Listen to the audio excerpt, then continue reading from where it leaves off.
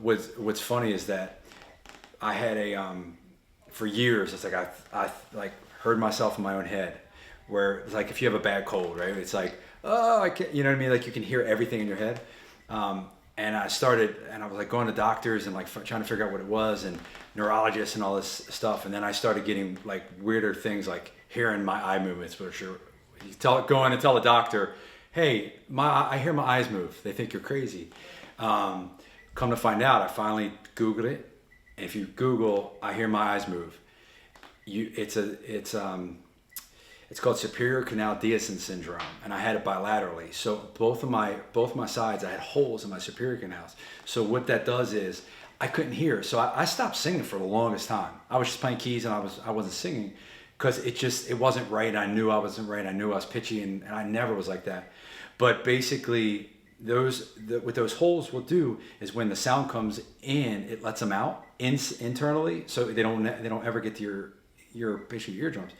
But your inside functions, the inside noise your body's making actually gets into them, and you hear the inside of your body and things. It was the wildest thing, but I got those fixed in like 2018 and 19, I think, and it's like I was singing like I was in my 20s again. It was just wild.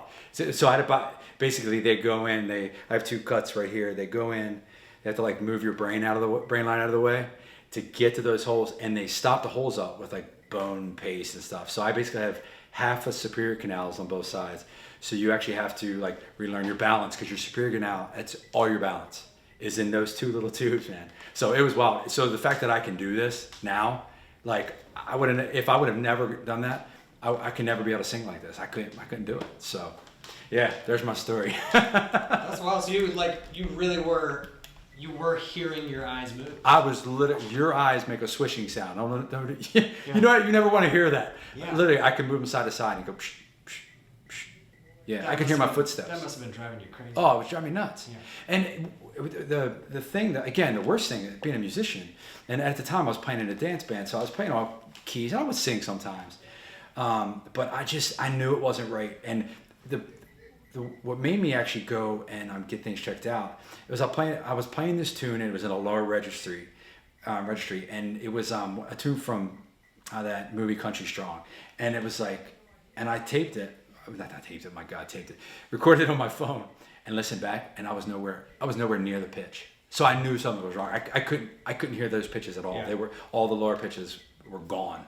So that's what really made me start doing it. And then I had all those other symptoms. I mean, I was driving out in the mountains of Appalachia, like Western Maryland.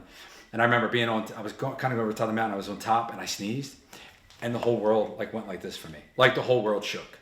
And that's because, again, that, you know, the holes, what happens is, it's kind of gross, is if you're born like this, your brain liner grows and it sits in those holes. So you don't have symptoms. It's like they're closed.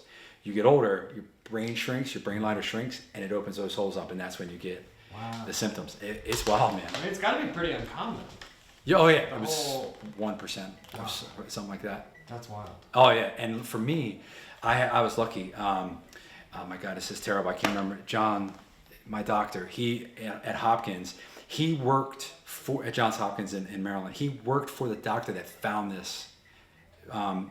This not disease, but whatever this is, it's probably 26, 27 years ago now, but he worked for that doctor, and he's the one that did this for me. So it's kind of like the best case scenario is like the fact that I lived in Baltimore, and Johns Hopkins is in Baltimore. It was perfect. It was like I was so lucky, man. That's incredible. Yeah, it's pretty wild. Yeah. So anyway, so it was like really messing with your internal voice, huh? Oh yeah. Well, because I couldn't hear it. It's like this all the time. You know what I mean? Not as bad, but does it sound muffled? Yeah. Yeah. Everything sounds like constant cold. You're constantly stuffed up. That's what it sounds. That's what my voice sounded like to me. So again, I retired from music twice. I didn't want to play anymore. I wasn't going to play, and it's just, it frustrated me because I couldn't do what I used to be able to do. Mm-hmm. But then after this happened, man, it's great, which is why I started this and got Terry, and, this is fun, man. It's why I do it. It's fun. Dude, that's incredible.